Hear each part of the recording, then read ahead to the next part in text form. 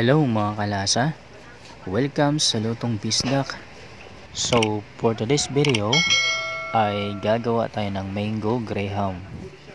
So syempre first is kailangan natin ng yung graham at saka yung mango na ipanghalo natin para mabuo natin yung ating graham. So ito, binabalatan lang namin yung mga mango. Tapos hiniwa-hiwa lang namin ito ng matyaga.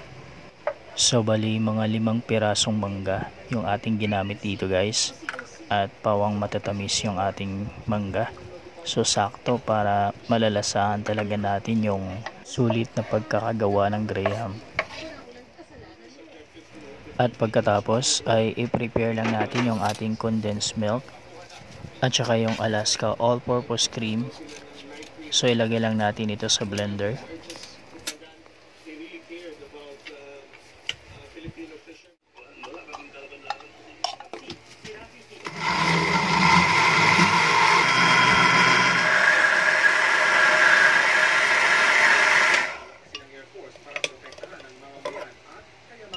So after natin ma-mix sa blender yung ating mga cream, so i-mix na natin ito lahat. Magpo-form na tayo ng ating graham, pati yung ating mangga. So i-mix na natin lahat. So kapag nailagay na natin yung ating cream sa first layer, so ipapatong na natin yung ating graham crackers. So kapag napuno na natin yung unang layer ng graham crackers, lagyan natin ulit ng cream kasabay ng ating mga na-chop na mangga.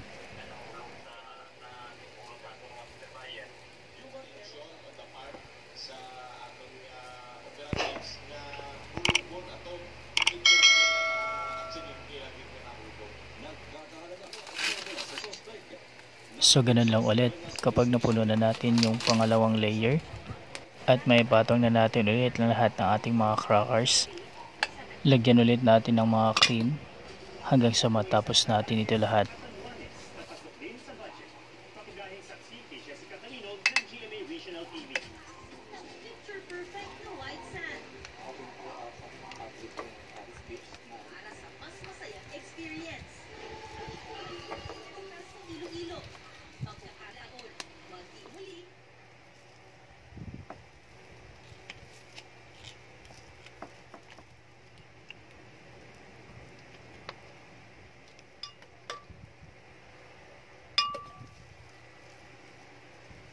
So at sa part na to, so ito yung last part ano. So yung mga na-chop natin ng medyo maliliit na size ng mangga, ito na yung ilagay natin sa last part para mas magandang design at mas magandang tingnan. At ilagay na natin yung mga natirang graham, yung mga durog na part, para sa the best result ng ating ginawang graham.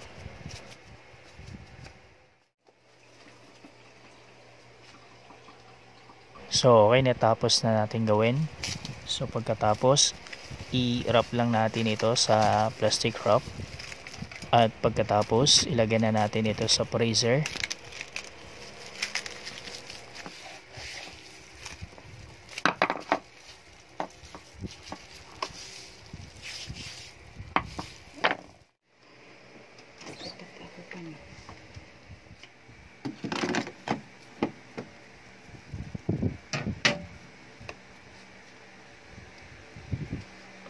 The next day.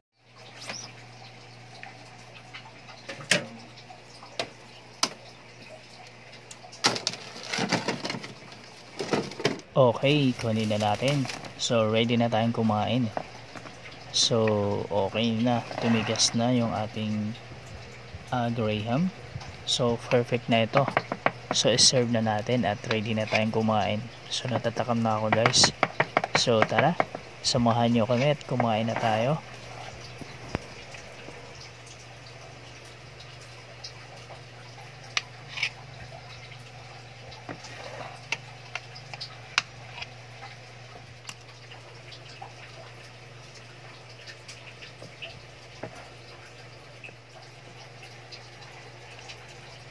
So kung nandito ka pa rin sa dulo ng ating video at nanonood ka pa rin, Siguro naman ay na-enjoy mo yung panonood. So huwag mo namang kalimutan na isali yung pag-click ng subscribe bell button at mag-like at mag-share na rin sa ating video para naman updated ka pa sa ating mga gagawing content sa susunod. Maraming salamat. Okay mga lods, ito na. Tikman na natin yung ating ginawang graham. So ito yung talagang favorite ko. So tikman na natin.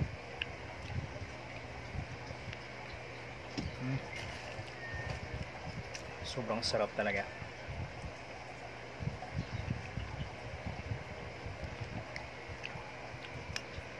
Gusto ko yung mix ng lasa ng mango at saka yung graham. Sobrang sarap. Panalo.